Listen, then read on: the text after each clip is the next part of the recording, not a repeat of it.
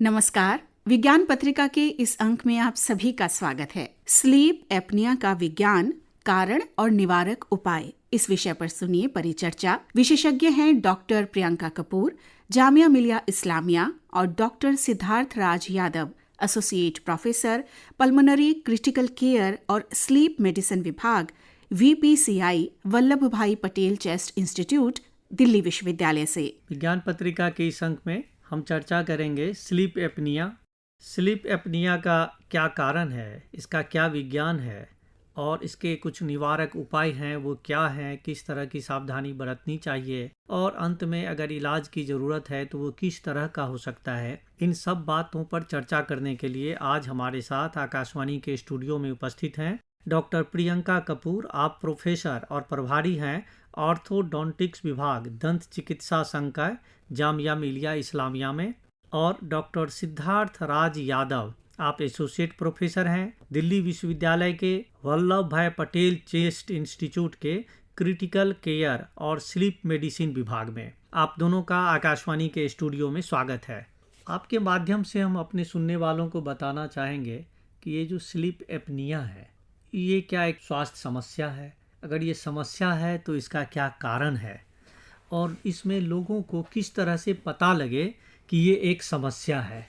Obstructive sleep apnoea एक respiratory breathing disorder हैगा जो रात के समय यूजुअली मरीजों के अंदर देखा जाता है जब वो सो रहे होते हैं। इसमें होता क्या है कि जब आप सो रहे होते हैं तो आप सांस लेंगे, पर किसी कारण से एक ऑब्स्ट्रक्शन क्रिएट हो जाती है जिसमें हमारा तालू हमारी ज़बान के साथ चिपक जाता है या तालू नीचे गिर जाता है, जिससे हवा नाक के द्वारा या मुंह के द्वारा फेफड़ों तक नहीं पहुंच पाती। ये समस्या एक गंभीर समस्या है, क्योंकि आप समझ सकते हैं अगर कोई इंसान रात को सो रहा है और उसकी सांस रोक दी जाए तो उसके साथ क्या गुजरेगी। पर इन मरीजों के साथ ऐसा लगभग रोज होता है, हर रोज सोते वक्त। अब इसकी पहचान कैसे की जाए? पहचान करने के लिए इसके अंदर कुछ चीज़ें जो हम देख सकते हैं वो ये है कि इन मरीजों को ज़्यादातर खर्राटे आते हैं, और खर्राटे इतने तेज़ होते हैं कि उनकी वाइफ्स या बच्चे भी कंप्लेंट करते हैं कि इतनी तेज़ खर्राटे आ रहे हैं कि हम परेशान हो रहे हैं। इन मरीजों का यद्यपि ज़्यादातर मोटापा बहुत ज़्यादा होता हैगा, उनका BMI 30 से ऊपर होता है।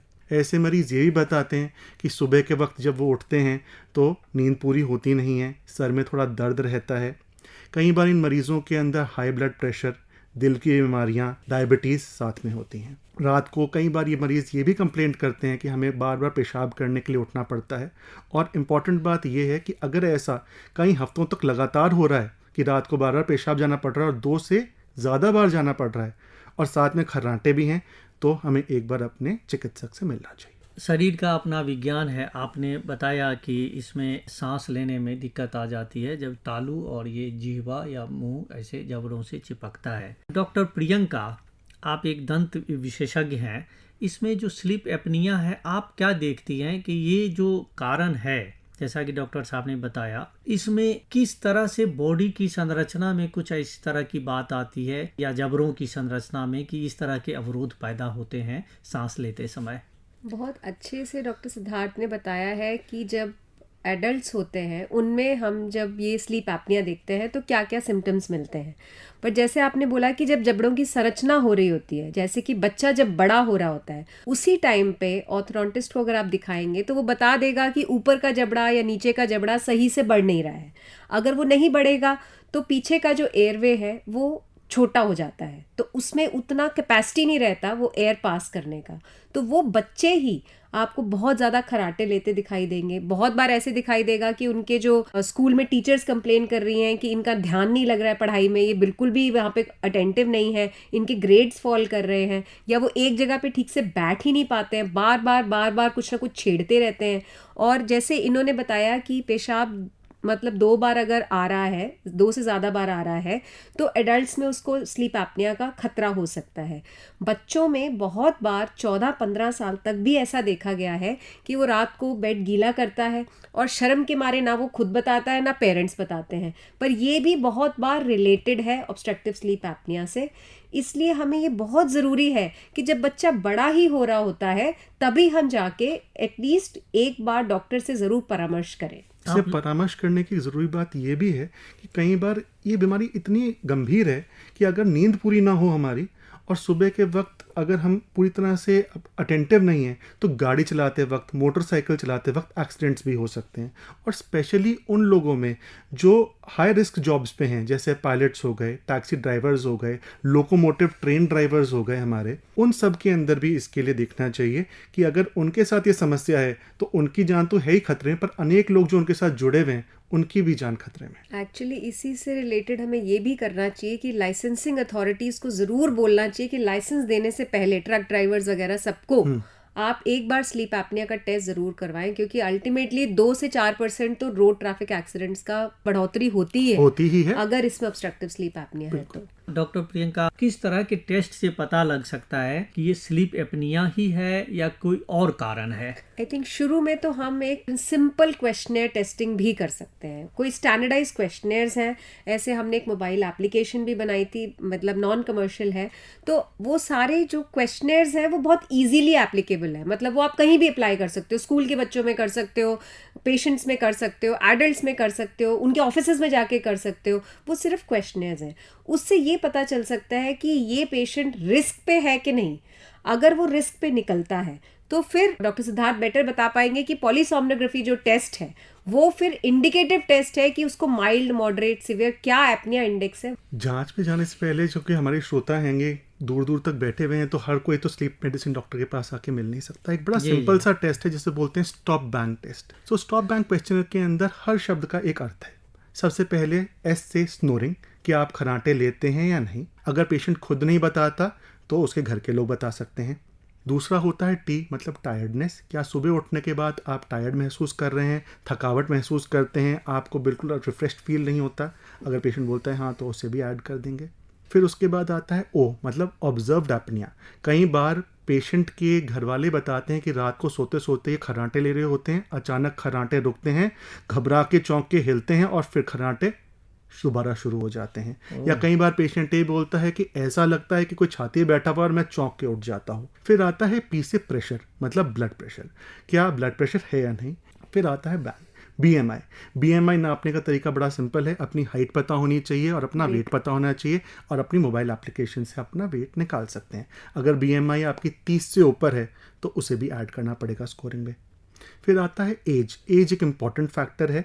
वैसे तो बीमारी बच्चों में भी होती है, यंगस्टर्स में भी होती है, पर ये देखा गया है कि बढ़ती उम्र में ये और बढ़ जाती है। तो 50 साल इसका कट ऑफ लिया हुआ है। अगर 50 साल उम्र है तो वो भी एक ऐड हो जाएगा। फिर आता है G फॉर जेंडर। पुरुषों में ज़्यादा पाई जाती है। अगर आप पुरुष हैं तो आप इसके लिए ज़्यादा प्रोन है कि आपको हो सकती है, आप ज़्यादा रिस्क पे हैं। और अगर इस सब चीज़ों के अंदर एक एक मार्क्स अगर जोड़े जाएं और अंत में आपके मार्क्स आते हैं 4, तो इसका मतलब है कि सिग्निफिकेंट इशू है। आपको एक बार अपने चिकित्सक से ज़रूर मिलना चाहिए।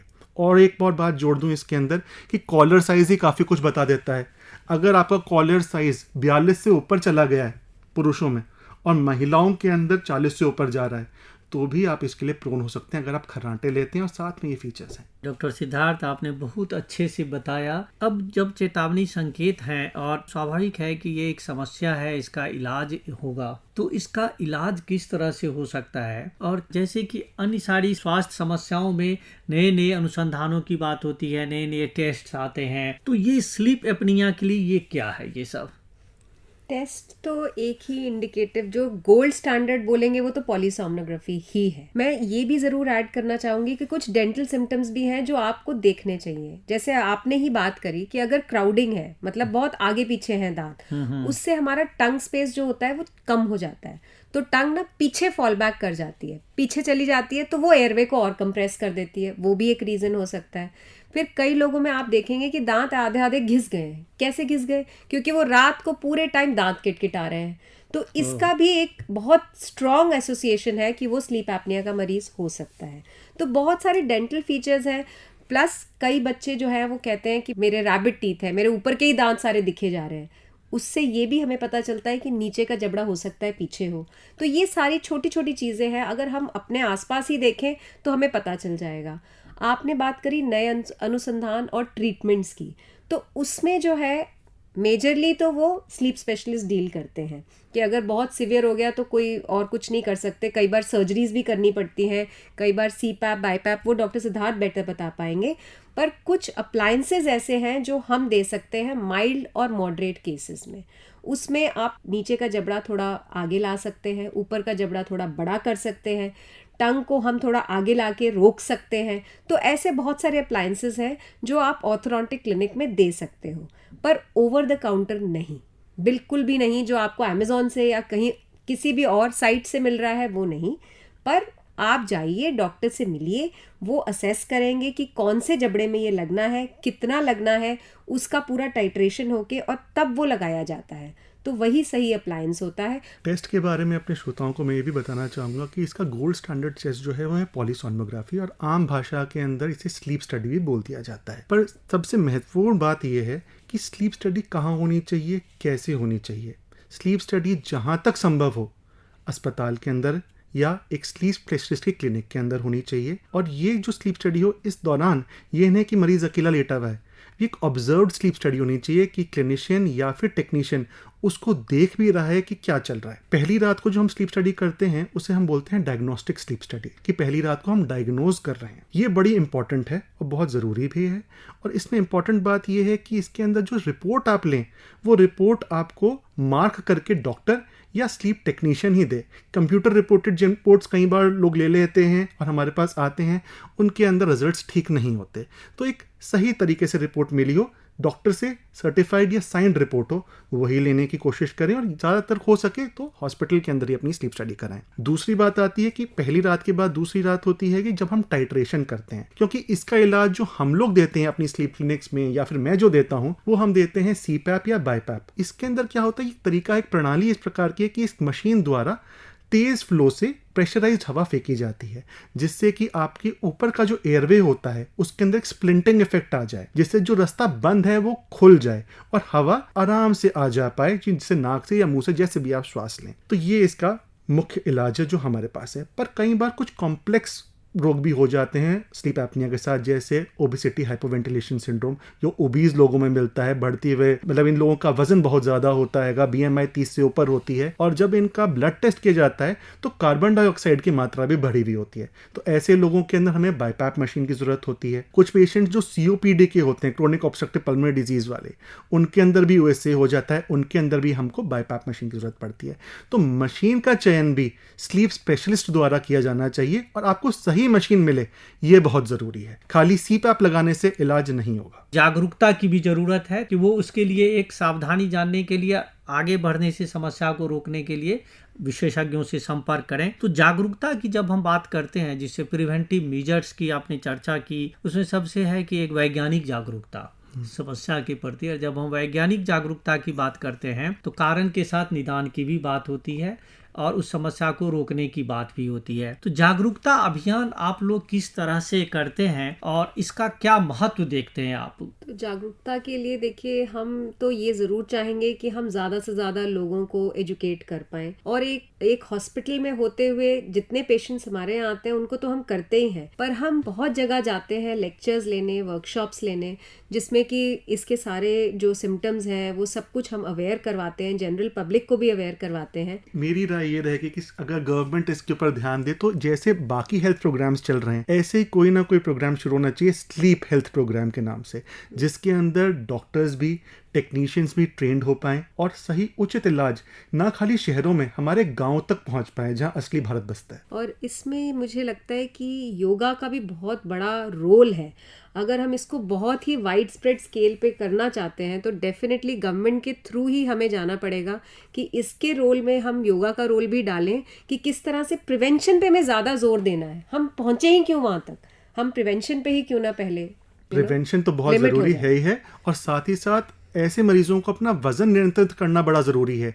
सबसे पहली बात तो ये है कि वजन ही कोई इंसान अपना 10% अगर गिरा दे तो काफ़ी कुछ उसका AHI इंडेक्स या एपनिया हाइपोप्निया इंडेक्स कम हो सकता है ऑब्स्ट्रक्टिव स्लीप एपनिया का निदान भी हो जाए। स्लीप एपनिया का विज्ञान, इसके कारण, निवारक उपाय और इसके इलाज, इस सब बातों पर चर्चा की गई। डॉक्टर प्रियंका कपूर और डॉक्टर सिद्धार्थ राज, आप लोग आकाशवाणी के स्टूडियो में आए, इतने महत्वपूर्ण विषय पर जानकारी हमारे सुनने वालों को दी। आप दोनों का बहुत बहुत धन्यवाद। Thank you.